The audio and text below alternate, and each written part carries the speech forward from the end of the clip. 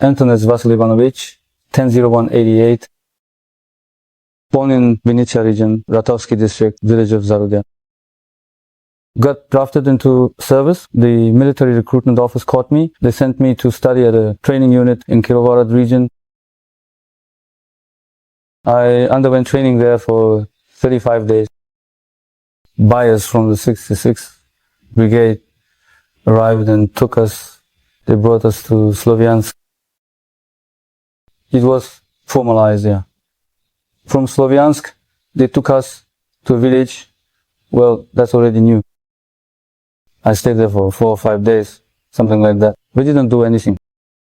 Then they moved us to Ridkodub, nearby village. We lived there. For about 5 days, we cleaned trenches. Well, then they started taking the guys to the positions first, and I was the second to go to the positions. At first, we were digging, well, reinforcing these, not exactly bunkers, but what are they called, SPs. And then we stood watch, observing, well, not at the front line, but in the rear. Then they started sending us closer to the front so that we could carry out the wounded. Well, for evac, you call it, for evacuation. Were there a lot of wounded? There were, yes. And did you carry out the bodies of the dead? Yes. Many? Well, I only carried out 2. Uh-huh. So, I mean, you saw a lot of corpses in general, right? Yes. Uh-huh. Were you scared? Of course. And because of what? Scared of, because I could be the one they carry out next. Do they usually shoot a lot or just sometimes? A lot. They sent me to a position. I don't even know what kind of position it was. I arrived, but it wasn't my shift. I got a text message telling me to go to the position. Well, I came there with the guys. I saw those guys for the first time. We got there. There were already 2 guys in the trenches. We spent the night there.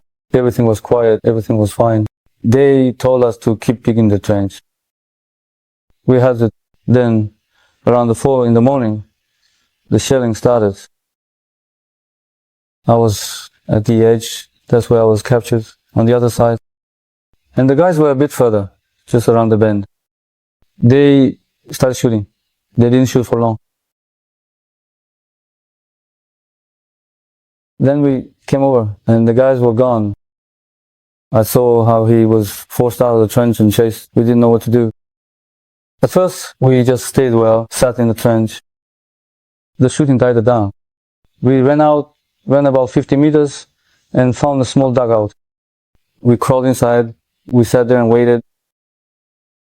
What were you waiting for? We thought our guys would come and get us. Drones were flying overhead. It was impossible to get out. They were dropping explosives all around this little trench, well, this small foxhole. Turns out, it seems your own people didn't need you in the end, right? Well, I guess that's how it turned out. So we sat there, and then we heard voices. I asked who it was. There was silence. I asked who it was, but there was silence. But then I could hear them talking. Then I opened up. There was this sort of veranda, because I was sitting at the edge. I look, and I see the barrel of a rifle. I say, who is it? They stay silent, not saying who. And then 2 or 3 shots were fired inside. So I realized they weren't our guys anymore. I said, stop shooting. We surrender. We came out. I was the first to come out with my rifle raised. When I threw the rifle away, he came out after me. That was it. We surrendered. We raised our hands and took everything off. Uh-huh. And how did your servicemen treat you? It was fine. They didn't beat you? Did they feed you? Yes, they fed us. They gave us cigarettes, water. Uh-huh. You weren't injured, were you? Is everything okay? Yeah. I got a little bit buried on the side. Did they give you any help? Yes. Do you have a family? Yes, two children. My mother, a sister, and a brother. Where do they live? What do they do? My brother is in Ukraine. My sister is in the States. My sister works as a dental assistant. My brother works on a farm for tenants. And how old is your brother? Well, 42. Why hasn't he been drafted? I don't know. Do you keep in touch with him? Well, not that much, but we've talked. Uh-huh. And how did your sister move to the US? Well, her husband got like a tender or something. He won it, something like that. He drove abroad. So they went there, they left Have they been living there long? for about a year and a half. You don't keep in touch? We do keep in touch. So what do they tell you? That everything's fine, the salary is good. And what do they say about you? Like, why did you go to serve? I say, I went to serve. Did I want to? They caught me on the street. That's all. And took me away. And in your case, are the people conscripted or are there volunteers in the unit? In the unit? Yeah.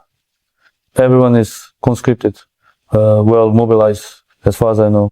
Does anyone actually go to the draft office voluntarily these days? I haven't seen anyone. Did you go through a medical examination? Yes, the Military Medical Commission, the VLK, confirmed that I was involuntary. They found cirrhosis of the liver. I passed the commission. Then I went to a private clinic. I paid for it myself to get checked there. I've had a go. I'll take the money out. In short, it was confirmed, but the Military Medical Commission said they didn't find anything. They didn't do a proper medical commission for me. It was all rushed, like quick, and that's it. Did you see any mercenaries? I don't know who they are, whether they are mercenaries or sappers, like we were told. 2 Americans, 1 Finn, that's who I saw. Yes. So, do they actually fight? They got wounded or something. After that, they were in the hospital. I only saw them once or twice, and that's it. I didn't see them again. So, how long have you been taking part in combat operations? Well, that was my 5th deployment. 5th exit? Yes. And in terms of time overall? In terms of time, up to a month. Well, I was in the unit. So, what do you think? Was the training you received adequate? Was it enough? We all went through training. We did it there. That's it. They gave lectures, showed us how to assemble and disassemble the rifle. Well, that's pretty much it for most of us. As for shooting, maybe we fired 2 or 3 times. There weren't enough rounds right away. Uh-huh. Of those who were with you at the positions, did anyone get killed? Yes, one guy, well, comrade, he was also from training, but his training was in Venetia region. I think it was a 2nd deployment, but he was killed. Well, do you think that at the end of the day, you were lucky that everything ended up this way for you? I think so, yes. Where are your wife and children, and what are they doing? The kids that go to school. My wife, I don't know. How old are your children? 10 and 12. Uh-huh. Soon they'll probably start drafting them too. No, that's not necessary. Maybe it'll all be over by then. Well, just imagine if now all the adult population is gone. What would Zelensky have left to do? It's already like that. There's hardly anyone left. Now it's just women and children. Uh-huh. Soon they'll start drafting women, then they'll make Azelia youth. Anything's possible. Just like Hitler in his final days. Do you know about the Hitler Youth Organization? Something like that. Yeah, they'll start gathering up the kids. I saw that you already had a report about it recently on your telethon. A children's camp, militarized. They're teaching kids physical training there, some kind of techniques, handling weapons. They're already preparing them, you see? Well, I haven't seen those kinds of things on TV myself. The pioneer camp is already kind of set up like it used to be, but it's not the same anymore. No. There, it's actually, they are military instructors. They're far from being pioneers. Yeah, they train you. It's like they're teaching you, maybe even more seriously. The kids see it all as a game. They don't know that soon they'll have to protect Zelensky and the officials. And where are their kids? But where exactly? Not there, not in that camp. They're somewhere abroad on vacation. Yeah. And your kids quite possibly will soon follow after you. God forbid. So how are things in the unit overall? No one really looked into it. suspicious. Well, we came in young from the communications unit. Came, left, never returned, right? Yeah, something like that. The commander didn't even bother to get to know you. Is that normal or what? I asked so many times to get some kind of deferment, to go sort out my divorce, to deal with these issues with my kids, with my wife, to find her. Maybe they'll get divorced this way. That's all there is to it. How do you feel about the political leadership, Zelensky, the government? I don't like politics at all. Did you go to vote? We didn't have any elections. They just came up to us and poked at the ballots. That's it. Well, there won't be any now, not until the war is over. Well, of course. Zelensky is fine with everything. What wouldn't suit him? He lives for his own pleasure. What do these people mean to him? And you have to deal with the consequences. Exactly. We're just small pawns. So why don't you all get together and organize another protest on the Maidan? Well, people talk, they say, let's get together. Let's get together. But it's all just words. And if you actually try to do something, then... Well, like that, nothing will change anyway. Yeah. So, does that mean your wife is left alone now with 2 children? No. The children are with their mother. She does. How old is the mother, please? She must be about 65. Is she okay? Healthy? She's in the second disability group. Her joints, the ones for walking, those... So how did they end up taking you then? I explained to them, I told them everything. They didn't care, they were taking everyone indiscriminately. Is it hard for your mother now? Of course it's hard. What terrible things did you see? What really stands out to you? And what is it that you'll never forget? Yeah, when they drafted me into the army, how was that?